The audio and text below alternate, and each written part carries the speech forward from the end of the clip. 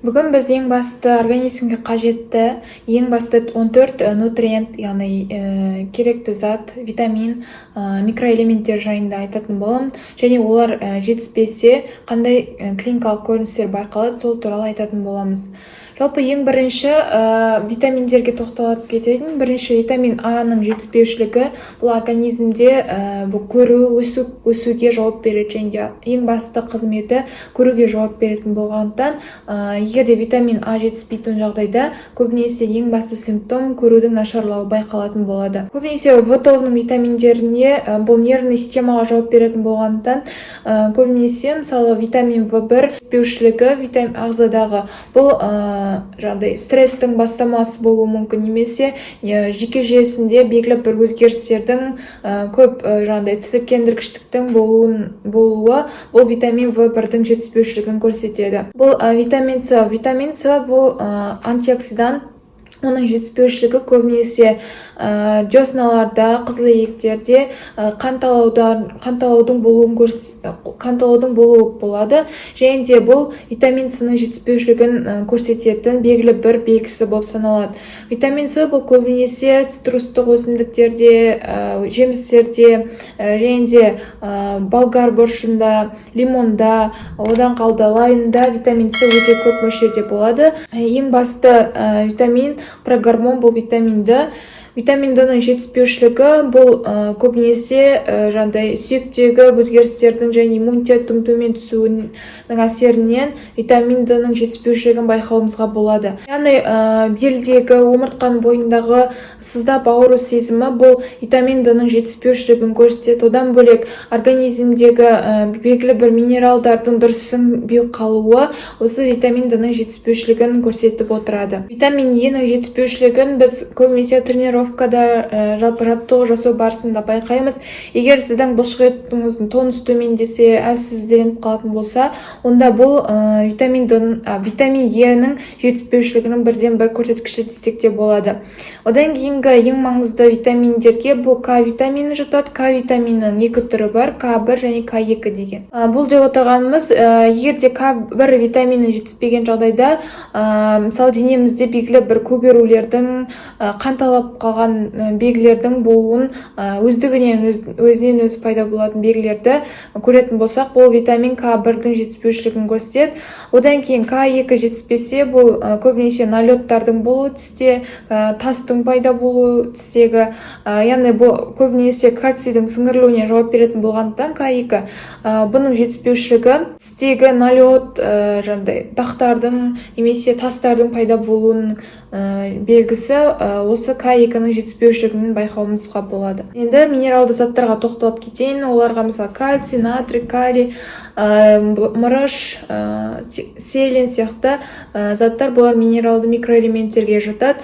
Олардың да жетіспеушілігі өз кезегінде организмімізде белгілі бір сбойдың болып жатқандығын көрсетеді. Оның біріншісі бұл кальций. Кальций бұл көбінесе тірек қимыл жүйесіне жауап береді.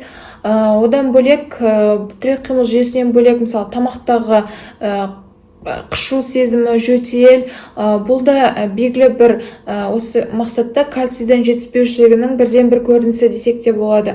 Егер кальцийді қабылдап бастасақ, бұл симптом кей жағдайларда кетіп жатады, өйткені бұл микроэлементтің жетіспеушілігінің бірден бір көрінісі. Одан кейінгі элемент бұл йод. Йодтың сіңірілуіне жауап беретін жалпы гормонның қызметі бұзылса да көптеген өзгерістер болады. Одан бөлек, егер гормон нормально болып, йодтың өз организмге жетіспеген жағдайда, дұрыс түспеген жағдайда кеудедегі ауру сезімі байқалатын болады. Кеудедегі ауру сезімі ол артынша кейіннен мысалы мастопатияларға алып келуі мүмкін. Артынша кисталардың пайда болуына себепші болуы мүмкін. Сол үшін егерде кеудедегі ауру сезімі әсіресе бұл байқалатын болса, онда йод жетіспей жатыр деген нәрсені ойлауымыз керек. Одан кейінгі микроэлементке бұл натрий жатады. Натрий, магний, калий элементтерін жатқызуымызға болады. Оларды жетіспеушілігі бірінші мысалы натрийдің дефициті организмде, мысалы тренировкаға барған кезде сіз тез шаршап қалсаңыз, немесе бұлшықеттің тонусы төмен деген жағдайда, бұл тоже бір жағынан натрийдің жетіспеушілігін көрсетеді. Одан кейінгі магний бұл жалпы организмде энергияның жұмсалуына жауап береді, АТФ-тің бөлінуіне жауап беретін элемент. Егер энергияңыз бітіп жатырған сияқты сезім болатын болса, көп шаршайтын болсаңыз, бұл өз кезегінде магнийдің жетіспеушілігін көрсетіп жатады. Немесе мысалы кей жағдайларда диеталарға отырамыз, өзіміз андай ешқандай рекомендация сарқытау мақсатында, сол кезде көп энергия кетіп қалған кезде бір жағынан магнийді, натрийді жоғалтып аламыз. Осылайша организмде кейбір микроэлементтер өздігінен организмнен шығып кетіп жатады. Сол үшін барынша барлық кезде белгілі бір нәрсені ұстанар алдын абайлап көрсетіліммен қолданған жөн. Ол сіздің мысалы организміңізге дұрыс келмеуі де мүмкін. Және келесі бұл калий бұл көбінесе жүрек қан тамыр жүйесіне жауап береді микроэлемент. Егер де мысалы калий жетіспеген жағдайда, мысалы құлағымыздың ішінде шумның пайда болуы немесе жаңағыдай жүрек қан тамыр жүйесінен пульстың жоғарылауы секілді симптомдар көрінуі мүмкін. Бұл кезде жалпы калийдің қызметі бұзылатын болса, дефицитті болса немесе жоғарылайтын болса да абайлау керек, өйткені бұл тікелей жүрекке қатысты жауап беретін микроэлемент. Селеннің жетіспеушілігі бұл көбінесе памяттың нашарлауына алып келеді. Егер де сізде селен жетіспеген жағдайда, онда есте сақтау қабілетіңізде белгілі бір өзгерістер болуы мүмкін. Жалпы селен туралы, оның пайдасы, жетіспегенде не болады, сол туралы мен келесі видеомда айтатын боламын. Сол видеомда толығырақ көрсеңіздер болады. Және келесі последний соңғы элемент нутриенттерге, оған мырыш жатады, цинк, былай айтқанда. Оның жетіспеушілігі, мысалы сіз тренировкаға барасыз тоже, сол кезде тұншыққан сияқты симптом көрінетін болса, бұл цинктің жетіспеушілігін көрсетеді. Одан бөлек бұл иммунитетке жауап береді және тестостеронның бөлінуіне де жауап беретін элемент. Сол үшін жалпы созылмалы кейбір аурулардың да дамуы осы цинктің жетіспеушілігінен болады.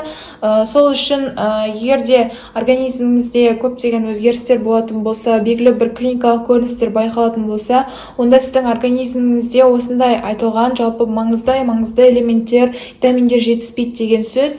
Сол үшін бұларды болдырмас үшін арнайы алдын ала тапсырып, қандай элементке сіздің дәрігердің кеңесуіңізбен анализдеп тапсырып көрсеңіз болады. Сол арқылы керекті заттарды өнімдермен, продуктілермен немесе арнайы БАДы көмегімен толықтырып алуға болады.